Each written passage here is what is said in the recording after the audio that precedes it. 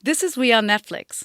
Netflix employees talking about work and life at Netflix.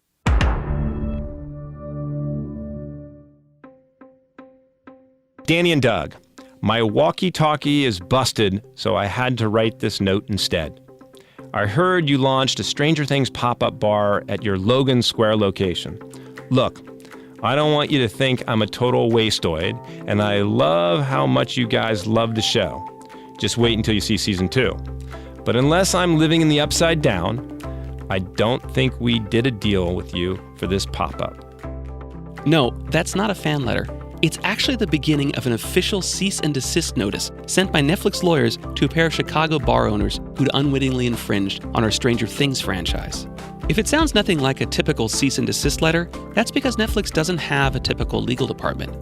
Innovative is how Netflix chief counsel David Hyman describes the company's approach to legal matters. Instead of blindly following tradition, it's all about finding new and better ways to do things. So, for example, why get all heavy-handed in reminding some Stranger Things fans that they need Netflix's permission to use its intellectual property, when you can get the job done without a lot of legalese in a way that's friendly and even fun? I'm Lyle Troxell, and on this episode of We Are Netflix, a conversation with David Hyman about legal at Netflix. David knows that subject better than anyone. He was our first and only lawyer when he joined the company 18 years ago. Now he leads a team of more than 650 people. He'll talk about the changes he's seen at Netflix, about fostering creativity and innovation in legal affairs, about how to realistically assess risks, about the core values that guide him and his team, and more. We'll begin at the beginning, when David came to Netflix in 2002 from the dot-com startup Webvan. Webvan went bankrupt at the end of 2001, so 2002 I'm looking for a job. There's this headhunter that I had working with me, and he said there's a job in Los Gatos. There's this company that delivers DVDs through the mail. It's what they used to call the B2C play, and I enjoyed dealing with the consumer side of things. So I said, yeah, maybe I'll go. So I came down here, and I met with Reed and a bunch of other folks, and just was really impressed by both the vision of what the company was wanting to achieve, and just it was a fun to be in the entertainment space. Yeah. And so I ended up jumping on. And, at that point, I would say we thought about the digital delivery of content as coming one day, but that was pretty far off. And the idea that we would actually be a producer of content on our own was not really within the realm of possibility at the time. And we were a small domestic company. The biggest challenge we had was Blockbuster Video at the time. Now Ted was there at that time, right? Yep. Ted okay. had joined. Was he thinking about making movies at that point? I think if you even asked Ted, no. Interesting. At that point. At that point in time, we were mostly about distribution. I mean, Ted loves movies, and he's, I'm sure if you asked him, Ted would say, his ultimate dream was to be an owner of a small movie theater somewhere and run, old indie films. So he's, passionate about it. And part of the reason we're in it now is because of that passion. But right at that point in time, I'm not sure he thought about it as that's the possibility. Let me catch people up that don't work here. Ted Sarandos, of course, our head of content creation. And Reed Hastings is the CEO and founder, one of the founders. Okay. All right, so that's your kind of transition to here. And I thought one of the things that I find really interesting is that when you did start working for Netflix, you were the first lawyer. And for quite a while, you were the only lawyer on staff. Yeah. So now I look at your org chart and you've got 650 people working for your organization. So it's a little different. Yes, what has it been like to do that transition? Well, it's funny because it's been such a journey in going, over that past 18 years to developing it. And really the growth since probably around 2014 has been, almost exponential. It's mind-blowing in some ways, but it's also, we've seen it happening across the company at that time, so it's not such a surprise. Right. And a lot of it, the majority of the growth has been around the creation of the content space. Yeah. When we first started, it was like selling cars. We were just a dealership selling cars. Now we've moved to actually manufacturing cars. So if you think of all the infrastructure and all the complexity associated with actually building a car and then delivering it, that's what we're doing now. And so we need a lot more lawyers to help deal with all the issues that arise in the production of movies. Globally. Yeah, globally. Yeah. I mean, it's not merely just in the U.S., it's across the globe. I mean, one of the great things about Netflix is this ability to have a global platform and take stories from around the globe, find them, enable those storytellers to make their own stories, and then distribute them globally. So in this growth from yourself to 650 people working on these problems in your org, what's been the biggest challenge of that growth? I think the biggest challenge for us as we've grown the org from 1 to over 650 is really about planning. Netflix is such a dynamic environment that to be able to predict and plan what your resources needs are is challenging. And so you're constantly having both to look around the corner to see what's out there, but also kind of restrain yourself from meeting that right away because it may shift again. People ask me what it's like to work at Netflix and how do you be successful? And I'll say I think the biggest characteristic for success at Netflix is being flexible, because the business is always changing, the resources to support that business are always changing, and therefore you as an individual have to be flexible in how you approach that. In some instances, that's not the right place for people because they like to have structure, they like to know what is around that corner. For us, if you like to address new and oftentimes situations of first impression, then Netflix is a great place because you've got to be curious and willing to try new things. Yeah. And that's been, I think, a challenge both for me, kind of personally and professionally, to be able to manage a team in that regard and then also build out a team. Last year, you delivered an orientation address to the class of 2021 at your alma mater, University of Virginia School of Law. And in this talk, you brought up something I think a lot about with regards to lawyers. As an engineer and stuff, normally when I'm chatting with lawyers, we talk about risk. Risk seems to be the thing that is kind of driving the thought process. And it's almost like synonymous to me about what lawyers do. So to me, that talk was, and what you talked about in that talk is like not getting hypervigilant in risk or not really looking at risk in kind of a different way. Can you tell me a little bit about that? Talk about Sure. It's interesting because I think, both from a personality standpoint and from a training standpoint, I think lawyers and people who end up in the legal profession are often more anxious and, kind of cautious. And therefore, when they go to schools and the school teaches them to identify risks and to address risks, that's just right up their alley. And then they go out into the working world and what they're doing is seeing all the risks that are out there. And they, one, don't have the ability to see the opportunities necessarily as clearly. And also they don't have a real good framework for assessing the actual values of the risks, right? Because not all risks are created the same. Some are going to be catastrophic and some are just going to be little bumps in the road. And I think for us at Netflix, one of the key attributes for a successful member of the legal team is really to be able to assess risk.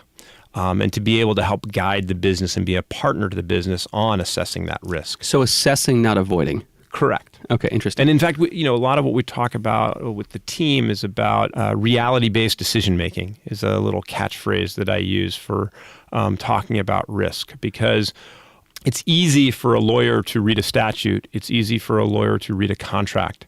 It's harder for a lawyer to know how that contract or that statute are actually interpreted or implemented or likely to be interpreted and implemented. And I think it's that latter part that we get paid to do for the company.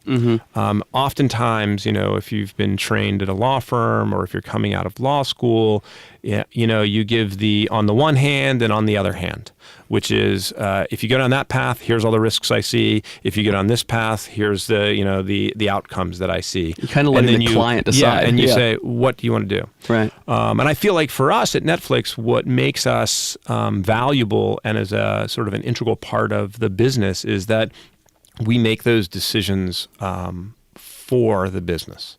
So it's not that we would present the one hand or the other. It is we will tell them what we think is the way to go. Interesting. That means you have to have a lot of context around the purposes of those things you're diving into, right? Correct. Yeah. So you're really, the staff you've got are fully embedded throughout the company as much as possible to be partners to the decision-making process. Yeah, I think it's a combination of really understanding the business and then also understanding the real world. the lawyers and legal professionals that form the legal team really have to be familiar with what's going on in the business, because they've got to understand the context in which people are operating. And then they have to take that and apply it to what they see in the real world. And both of those require a high level of curiosity and an extremely, I would say, developed sense of EQ, to be able to both elicit information from people and engage with people and be part of a team. EQ, of course, is emotional quotient. Yes, the emotional Emotional intelligence, what we call it. Yeah. To be able to really be a trusted partner, to be an active listener, and to be a problem solver. Yeah. I think the team does an outstanding job of that. I think that's, at least for me, one of the accomplishments, I would say, when you listed off all those things that people are doing, and I'm not doing a lot of that stuff. One of the things that I do as the general counsel is try to make everybody work better together. And I try to make everybody think about risk in a pragmatic, practical way, and to help the business achieve the goals that it wants to achieve. I want to talk a little bit about our core values at Netflix, because it feels to me, maybe it's not one of the core values, but the cultural perspective that I'm kind of embedded with as an engineer is that feel free to take smart risks, have some courage on things, move quickly, resolve issues fast. That's the kind of the methodology we kind of have about the work we do, which is not about being careful, right? Careful is not necessarily in there. I mean, of course, we have to have good judgment. That's one of our core values, a really good judgment. Of course, if you make a really bad mistake, it's true it's not being careful, but it's also that you made bad judgment. So for you on these core values, which one of these is challenging from the eye of a lawyer, if you will? And that's like judgment, communication, curiosity, courage, passion, selflessness, innovation, inclusion, integrity, and impact. And yes, I am reading those. Remembers them all. It's funny. I would say that the hardest one really is going back to that courage. For those of you who want to look at the culture memo, you'll see that within each of those core values are a bunch of smaller bullet points. And if I recall correctly, because I am not reading it, that courage, one of the real values, is about taking smart risks. Right. And that's the one. I mean, that going back to what we were just talking about, and this is probably the value between this and curiosity, are the two core values that I think are most important, at least for our team, is being able to take on those smart risks and to be innovative around that. I mean, that's the curiosity part about it, which is, it might not be about taking a risk. It might be about mitigating a risk, but mitigating a risk in a way that is helping the business achieve what it wants to achieve. Right. So that's, again, going back to what you were talking about, which is you got to be close to the business. You got to be embedded, because you got to understand what the business wants to achieve. Or your partner or whoever it is. It's not necessarily the overall business, but the client that you're supporting. So you really have to understand that deeply, because then you can come to them and say, well, wait a second, you want to go down Avenue A. Avenue A is filled with a bunch of risks. I don't think we should take those risks. But I've got Avenue B, which I think, have you thought about it doing this way? Which I think is like one of the best things about being in-house, and where I oftentimes think about the legal department versus other departments. I try not to think about us as a legal team as opposed to part of the Netflix team. And so what I want the people that are part of our team is to be able to engage with the business and actually, kind of think like the engineer if you're supporting the engineering team. Think like a marketer if you're supporting the marketing team. Think like a creative if you're supporting the content team. And, come to them with their ideas. There's this interconnectedness, because if the teams that we're supporting don't look at us as merely lawyers, then we have lots more freedom to engage with them across a broader spectrum of things. Like, you can see people who work on the IP team and are reviewing scripts, they can actually have ideas for making the show better. Wait. Seriously? Yeah. I mean, you can think IP, about that. Of course, stands for intellectual property. And of course, this is a very important thing when we're creating new content, that we actually own the content right off the bat. So you have to kind of be involved in that the entire time. So you're writing a script, and the lawyer on that team is actually helping? Yeah, he can think about it, or he or she can be engaged in what, like a script review, right? Yeah. So in essence, that is, like an exercise in risk identification. And again, going back to this reality-based decision-making is, as they go through these things, they got to figure out, okay, well, what kind of risks can I take and what can't I take? And in that process, they're reading the script. Okay, if they see something that's funky, they can actually, understand the script and try to make suggestions about mitigating certain risks that might arise from reading the script. But at the same time, if they've got a good relationship and good rapport with the creatives that they're dealing with and the productions that they're dealing with, ideas can flow beyond just the legal team. And I think people at Netflix respect that, and it's a cross-collaborative arrangement. We try not to say, well, that's not my job. That's not one of the things we do. Like, everybody can participate at what level they're engaged in. Oh, yeah. That's like the worst if you say it's not my job. Yeah, especially if it's something that you when you don't want to do something, you say, hey, that's not my job. Right. Yeah, if that's the kind of place, don't come to Netflix. It also represents like, hey, but out of this, that's not your job. That's also not said, right? There's this idea that we're all trying to do good work together. So yeah, I think if you find people, that's one of the other things about Netflix I think is great is the transparency and the ability to sort of understand the business more broadly, but that also leads into this whole notion around curiosity and cross-collaboration, and you don't have identified swim lanes in which you necessarily, if you go out of that, the person on the other swim lane is going to be mad at you. You may need some demarcation so you know where your responsibility ends and someone else's begins, but we're all very collaborative across that. As we've been talking, one of the things you mentioned is an innovation. What is your legal team innovating on? What are they doing that's different than maybe other places that's new? There's some great examples of innovation around process and sort of elimination of process and making things simpler. Just trying to address some of the policies that we have at Netflix and coming at them from what I will say is a Netflix perspective. Let's talk about one as an example. So let's take our employment letter, for example. If you go to some companies about our employment letter, it's like 5 to 15 pages long. This is the offer letter. This is the offer letter. The offer letter. And we try to make, it's interesting because we've talked about this, again, thinking about the way in which you interact with the different teams is, the legal team works with the talent and the talent acquisition team. And we're like, look, this offer letter is like the first impression of a new employee's view of Netflix. And if the first thing they get is going to be something full of legalese that's hard to parse, 15 pages, that says something, right? Yeah. That says something. And that was basically like the legal team's presentation to the talent team, because they don't really care about it. They're like, what do I have to do? I've got to get something. And I think we were very collaborative about that. So if you look at our offer letter, you'll see it's like a page and a half long, and that's it. And it's pretty much written in very plain English text. In my mind, that's innovating. So let's talk about plain language text or even fun text. Quite a while ago, I think a couple of years ago, there was a pop-up bar in Chicago's Logan Square area, and they were using Stranger Things theme. And would you read this letter that Sure. your team sent to these two people that were running this pop-up? Sure. So for those of you who don't know, cease and desist letters are typically really legalistic, and you send them off to people to tell them to stop doing something. Half the times they're ignored. You sometimes feel like you have to send them because you got to either preserve a right, or sometimes you send them because talent wants something to be done about it, or you're doing, somebody else wants you to take an action. And so in this instance, there was this pop-up bar, and they were using Stranger Things, and it wasn't authorized. So we chose to send them this letter. Danny and Doug, my walkie-talkie is busted, so I had to write this note instead. I heard you launched a Stranger Things pop-up bar at your Logan Square location. Look, I don't want you to think I'm a total wasteoid, and I love how much you guys love the show. Just wait until you see season 2. But unless I'm living in the upside down, I don't think we did a deal with you for this pop-up. You're obviously creative types, so I'm sure you can appreciate that it's important to us to have a say in how our fans encounter the world we build. We're not going to go full Dr. Brenner on you, but we ask that you please, 1, not extend the pop-up bar beyond its 6-week run ending in September, and 2, reach out to us for a permission if you plan to do something like this again. Let me know as soon as possible that you agree to these requests.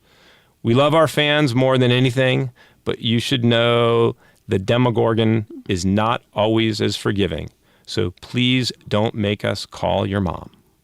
So it's great, right? I mean, that of course hit the news, and it was a very popular kind of, look how cool Netflix is at even doing this kind of thing, right? It's a technical document that says stop using our IP, right? It's I wouldn't say it's a threat, but they can definitely perceive it as a threat, right? If you don't do this, we're going to do something else. But this is very much friendly, hey. And we didn't terminate their thing right away. We said, keep doing the pop-up for the duration.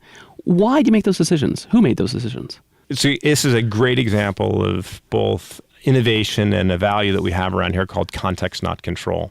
The idea at Netflix is really to empower people across the company to make decisions.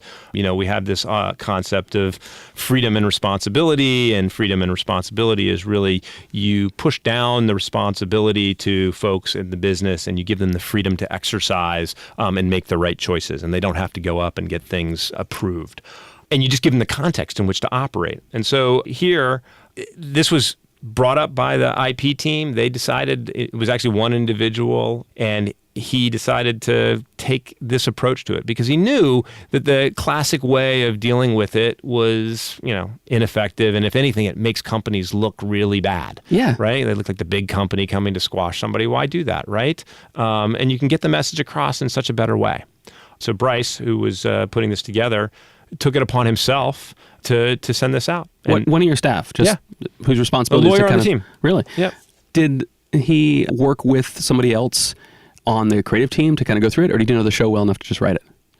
Bryce is a brilliant lawyer and also a very creative type. Yeah. And so I think this was, a great example of how we can unleash within the people on the legal team creative juices that they have. Yeah, and innovative too, right? Yeah, and being innovative. That's creativity and innovation, the same thing. So this staff member decided to send this out as a way to address the issue, and that wasn't approved by anybody else.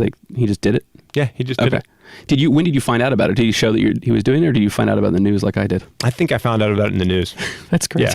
Yes. All the cease and desist letters don't run by me, but I think it was great. It was. I mean, it was truly, and it's been used as a great example of how we can enable the team to be more innovative. Yeah.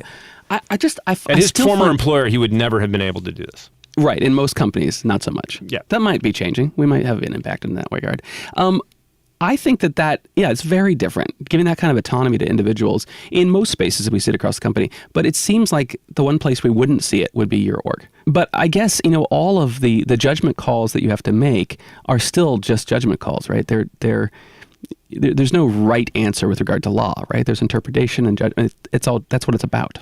I would say, look, there are certain black and white, things that you've got to abide by. And most of those at the end of the day are makes sense that people don't want to do that, right? In many instances, the law makes sense.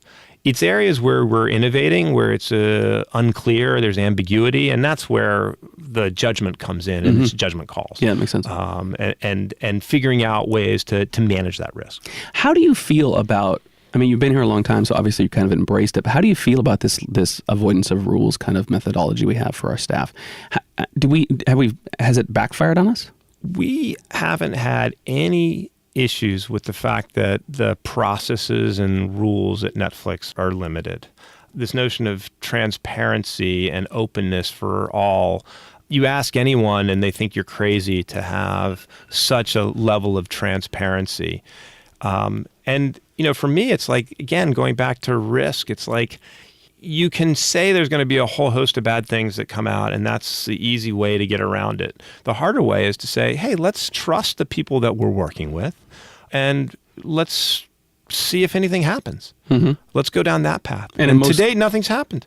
We've had some minor, I'll call it leaks, but relative to the stuff that matters, like the sensitive information around quarterly performance or other issues, which is public to all the staff. Yeah, which is public to the staff, has not leaked it, and we really impress upon people. It's such a privilege, and I think it's that because the people who come here, they understand that it's such a privilege to do that, and the community respects it. Are you assessing the valuability of it, though? It's very hard to put a picture on how valuable it is that I can go and find out what the numbers are for all the shows this week or whatever, right? Things that aren't exactly part of my job, but I might be curious about, and therefore I care about the business more. There's some value in that, but since there's so much risk, as we have, 6,000, 8,000, 9,000 employees, something like that, it seems to me that there's a point where that the risk just gets larger and larger, and maybe it won't make sense. Are you always assessing that as exec team? Yeah, we're constantly assessing that. But I would say to date, when people say there's all that risk associated with it, there hasn't, that's like, okay, it's again, the parade of horribles. But as a practical matter, we have not seen that. But I'm not talking about the risk specifically, because there's a little bit of risk, obviously. I could go and make a blog entry and do something stupid and talk about our numbers publicly, which we're not people can always, that's always, right. The biggest issue is people doing stuff that's stupid. Right.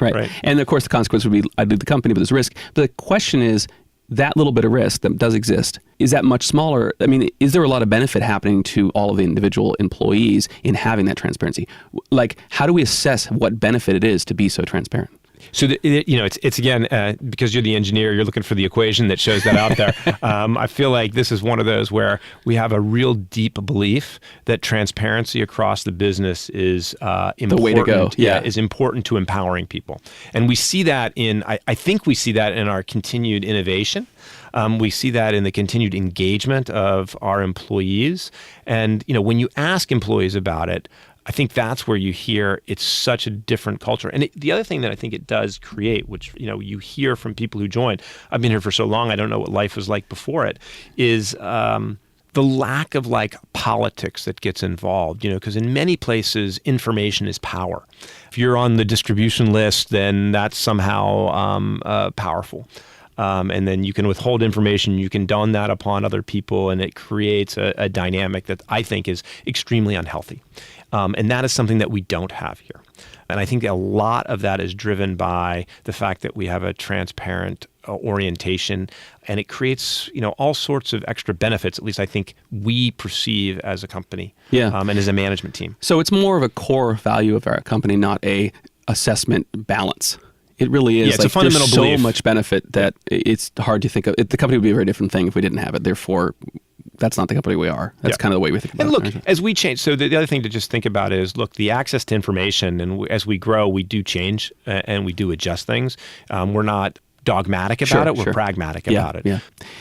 I want to talk about the cultural competence issue of, we have people all over the world now. I had a wonderful episode of this show a while ago talking about public policy and business development in Europe with one of your staff. And in that, I realized how important it is for people to actually understand the culture they're working in. And now that we have a global company, how's your org making sure that that's happening? The growth of Netflix is, over the next 5 to 10 years is largely outside the United States. And we are still largely a U.S.-oriented company. And I think that's one of our big challenges ahead of us, is to become a much more globally sensitive company. I think the way in which we do that is a combination of things. One is which we need more international employees, and we are expanding in our international markets.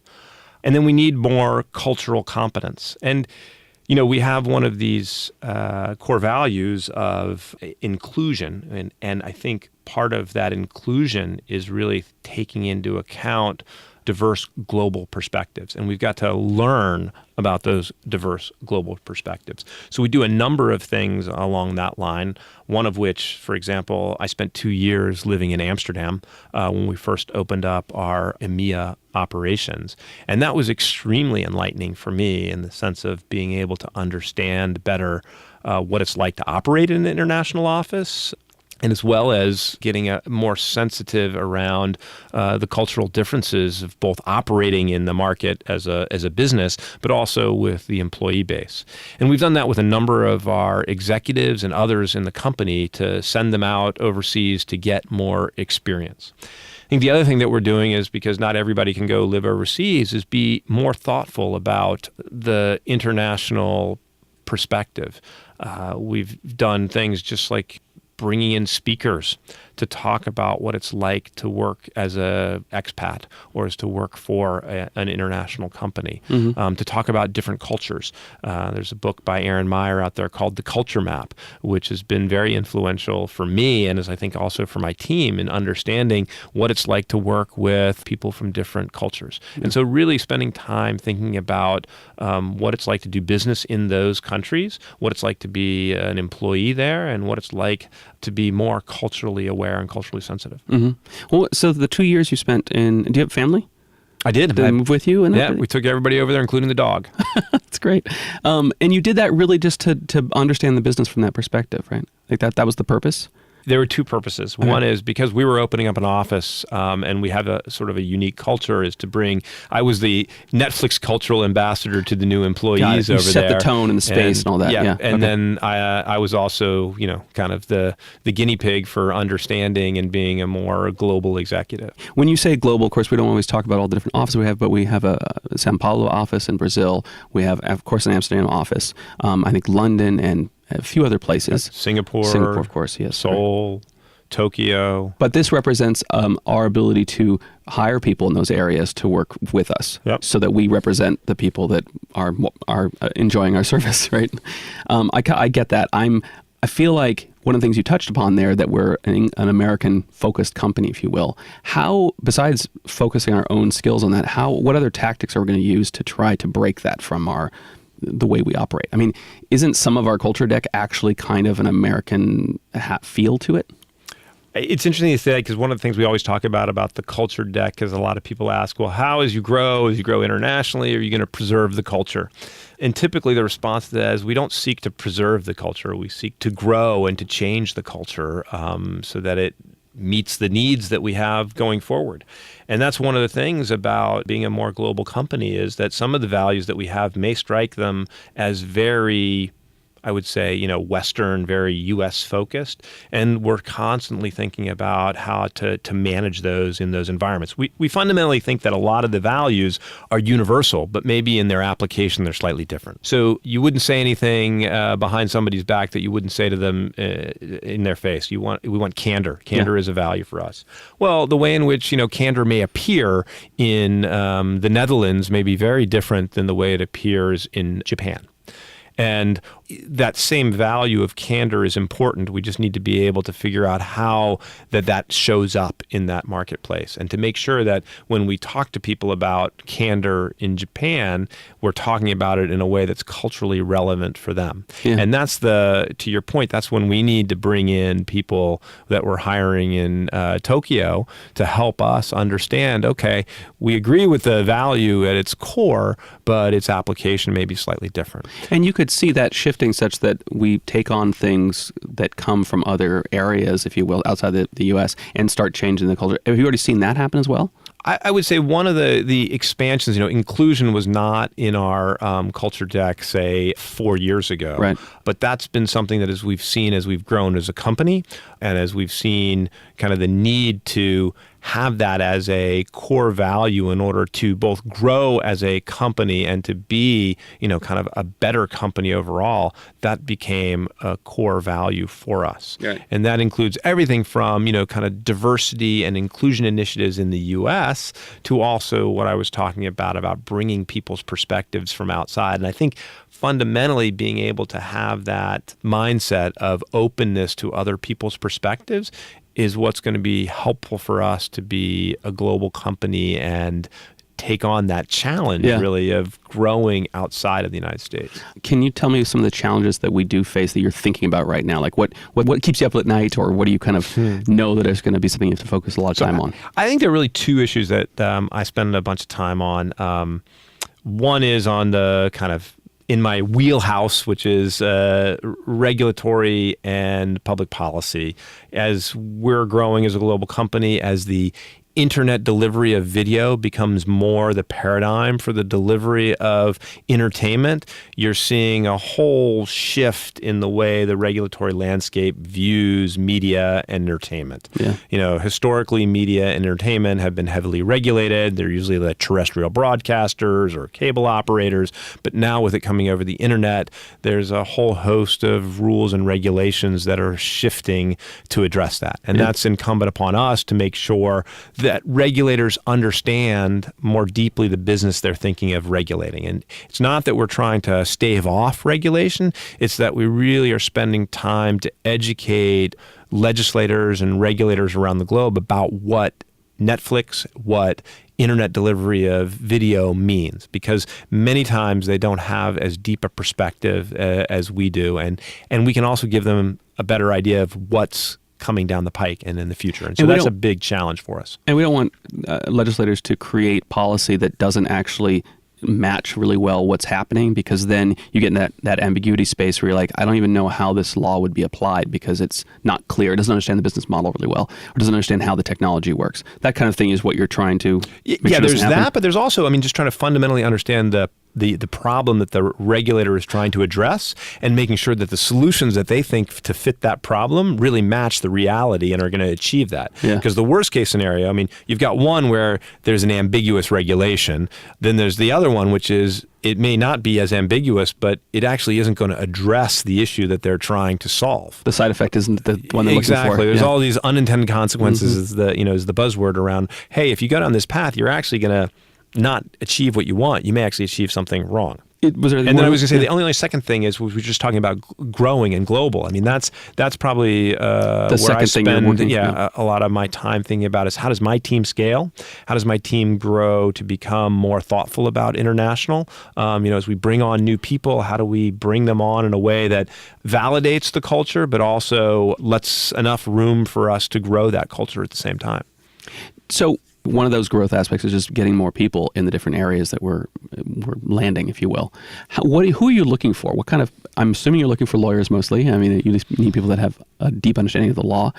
What are you looking for, these people? I'd say, look, we're looking across the board. So it's not just lawyers. The team is 650 people. I would say probably a half of them are lawyers, but the other half, and actually a big growing part of that, are just legal professionals. I would say that the big area of growth for us continues to be in the content development space. So production, all things related to that. So we've got lots of opportunities for people, both in the U.S. and as well as in our international markets, people who are coming in to do everything from, the music side of the house to the physical production side of the house to the transactional side of dealing with content. And then, we've got a host of other issues around policy. So the policy team is also building out. That the policy team has basically doubled in the last year, and probably will continue a pretty hefty growth rate as we expand into these additional countries. Remind us what policy is. So policy would be both the folks who are keeping track of what each of the governments around the globe are doing in areas of regulation of media and entertainment, tax. Those are the people who are on the kind of the front line of dealing with the new regulations that are coming down. And there is another podcast episode about that if you're curious more on what we're doing there in the EMEA area or EU area. I can't recall now. And you earlier mentioned, I asked you about who you're looking for, what kind of person you're looking for. And you did mention earlier that you really want people that are kind of okay with ambiguity or okay with a lot of change, and not necessarily having a planning perspective, but a ability to handle things that change under them quite a bit. That's the kind of quality you're looking for? Well, I would say not. It's not that it's not an ability to plan. I think that's important, but I think it's also being flexible in how you're. If your plans don't work out, you're okay going to plan B. I think really the characteristics that make a successful member of the legal team, one is the flexibility that we talked about. I think two, and going back to the values that we were discussing, is this notion of curiosity. Really, if you come to Netflix, you're here to do some particular job function for us, but if all you want to do is do that job function, I think that's probably going to be somewhat limiting. And what we really are looking for is for people who are very curious about the business in general and can, reconceptualize perhaps the way in which they've done things. And so it's really that curiosity coupled with the flexibility that can make someone very successful here. And I think the last one is really about courage, and that goes back to being comfortable in an area of ambiguity, comfortable in assessing risk and making decisions around risk. David, what do you personally want to be better at? I think for me, it's really about being a better leader, trying to figure out how to balance between inspiring people, helping guide them through some of the issues we've talked about around managing risk and thinking smartly about risk and being both curious and innovative. How do I do that in an effective way? The other area that I'm always constantly working on is less micromanaging, jumping into the weeds too deep. And then I think the last one that I'm always trying to be mindful of is seek first to understand. Make sure you're listening actively before you either jump to conclusions or jump in. Yeah, that's a hard one for me too. Yeah. You make a conclusion before you heard someone that's not a good conclusion. Yeah. Listen more, right? Yeah. One last question for you. What are you currently watching, David? 6 Underground. I am an escapist by heart in my entertainment value. I've been craving a big, just lose yourself in an action adventure. And that does it. You can lose yourself. That's great. Yes. So. Well, David Hyman, thank you so much for joining me on We Are Netflix. Hey, thanks for having me. We Are Netflix is hosted by Lyle Troxell. He's a senior software engineer at Netflix. You can keep up with We Are Netflix on Facebook, Twitter, Instagram, and YouTube. To learn more about careers at Netflix, go to jobs.netflix.com.